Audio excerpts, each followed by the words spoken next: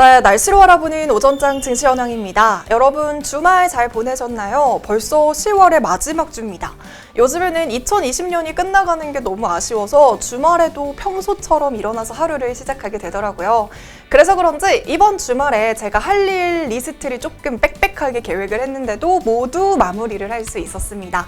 여러분도 아침 시간을 활용해서 하루 목표를 달성하는 것도 좋은 방법이 될 것 같아요. 네, 그럼 10월 26일 증시 기상도 시작할게요.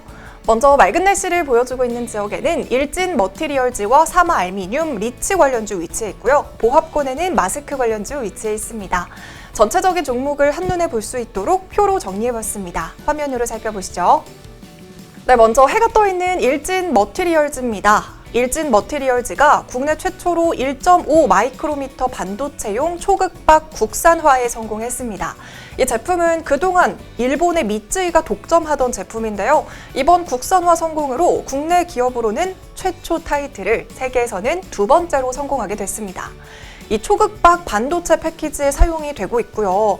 두께는 1.5 마이크로미터로 전자 IT 산업 분야에서 쓰이는 동박 중에서 가장 얇다고 보시면 됩니다. 머리카락의 100분의 1에 불과한데요. 최근 가장 많이 쓰이고 있는 전기자동차 배터리용 동박의 두께가 4.5에서 10 마이크로미터니까 이보다도 더 얇다고 볼 수 있습니다. 따라서 세심한 제조 기술이 필요하기 때문에 이 동박 업계에서는 꿈의 제품으로 불리고 있습니다. 사실 동박은 과거에는 전자제품 인쇄 회로 기판의 필수 소재였지만요. 지금은 전기자동차나 에너지 저장 장치 등 대형 2차전지 배터리로 사용처가 크게 확대가 되고 있습니다. 또한 전자기기와 IT기기가 소형화가 되면서 이 반도체 제조사를 중심으로 초극박 제품 수요가 증가하고 있습니다. 하지만 국내에는 이 초극박 양산업체가 없어서 이 제품을 유일하게 생산하는 일본 미쓰이에서 전량 수입을 해왔었죠. 하지만 이번 국산화 성공으로 수입 대체 효과는 물론이고요. 경쟁업체를 넘어서는 초격차 기술을 확보했다는 데 의미를 두고 있습니다. 네, 이어서 사마 알미늄입니다. LG화학이 테슬라 최대 배터리 공급사가 될 예정입니다. 지난주 LG화학은 테슬라 공급을 목표로 원통형 배터리 생산 공장을 대규모 증설한다고 밝혔는데요. 이에 따라 생산도 현재 대비 3배 이상 확대한다고 설명하고 있습니다.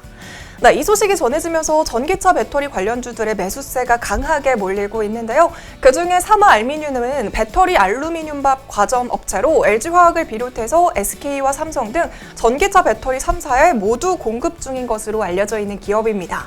이 가운데 전체 매출의 55%는 LG화학이 차지하고 있는 만큼 커다란 수혜가 예상되고 있습니다. 네, 마지막으로 맑은 날씨를 보여주고 있는 리치 관련주입니다. 네, 올해는 공모주 청약에 대한 관심이 정말 높았죠. 그중에서 성장주에 엄청난 자금이 몰렸습니다. 이에 따라 리치주들은 신규 상장 일정을 미루는 일도 있었는데요. 하지만 성장주에 가려졌던 리치주가 다시 재조명을 받고 있습니다. 일단 다음 달 초에 예정이 된 미국 대통령 선거가 다가오면서 국내 주식시장의 불확실성이 확대될 것으로 보입니다. 이에 따라 안정적인 배당 수익을 얻을 수 있는 리치주가 대안으로 떠오르고 있습니다. 네, 그리고 두 번째, 높은 배당률이 리치주의 굉장히 매력 요소입니다. 리치는 대표적인 배당주입니다. 현재 국내에 상장이 되어 있는 리치는 총 12개인데요. 그중에 10개 종목이 11월에서 12월에 배당을 합니다. 심지어 최대 배당 수익률은 6%가 넘는다고 합니다. 최근에 증시가 지지부진하면서 종목 매수로 이 수익을 내기는 조금 쉽지 않은 상황에서 안정적으로 배당 수익을 주는 리치주에 다시 관심이 쏠리고 있습니다.